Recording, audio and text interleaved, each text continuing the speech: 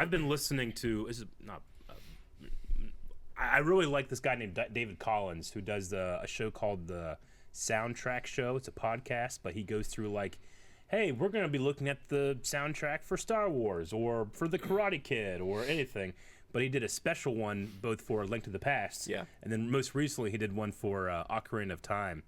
And he just knows, because he's a classically trained musician, he can just like tell you like, because I remember being a huge Zelda fan, Ocarina of Time coming out and being disappointed that the main Hyrule hero theme isn't in there.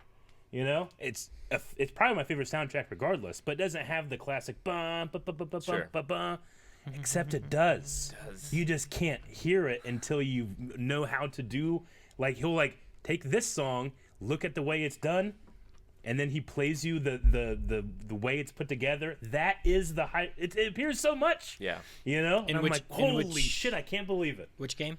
Ocarina of Time. Oh. It doesn't have the actual, Hyrule theme. The Zelda classic fanfare theme.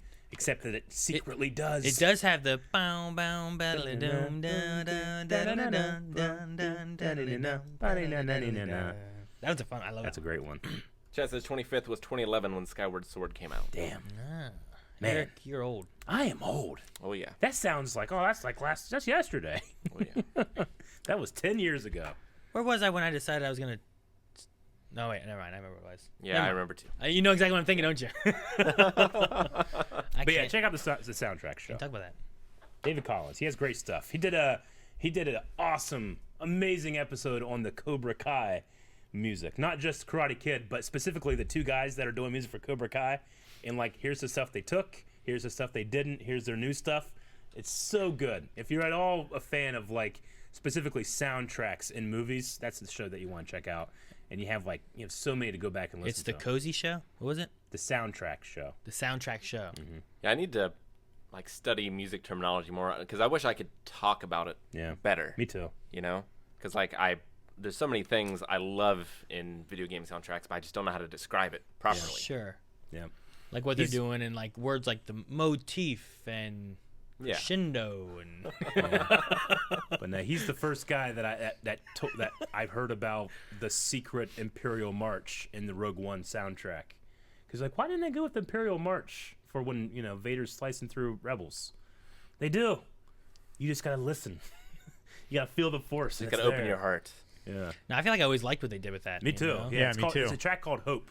But then, when you start realizing what it really does, and I remember watching, I think it was at Star Wars Celebration, there was that one guy who was going over. Is it That's that guy? the same guy. Is it that Yeah. dude? Like David him going Collins. over that, talking about what they did. He's like, now listen to this. And I love when they take a theme, change it a little bit, and put it into something else. And now it's like, look, you're getting the hints of this original thing in something else. And CW's done some stuff like that too. Like some of Blake Neely's stuff has been really good with the motifs. In the way they blend together, or it's like Flash and Reverse Flash, and the way those ones are kind of like there's just some cool things that they do with the music, and I'm like, yes, I like that. Literally, Reverse Flash's theme is Flash's theme backwards. Yeah. And it's so good. So good. I love the ideas of that kind of stuff. Yeah. And it's those things too where it's like you don't notice, those are the things you don't notice. And it's always like the visual artists and all that kind of stuff too, where it's like, look at all this work I'm doing. No one has a clue. Yeah. They notice when something doesn't sound right or it doesn't go well, but they don't realize when it's done well. Yeah.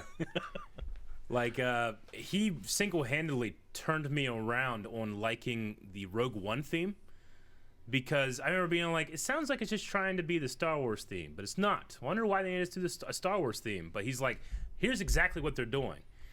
You can't go full Star Wars because there's no New Hope yet. Luke is the hope that the rebellion needs.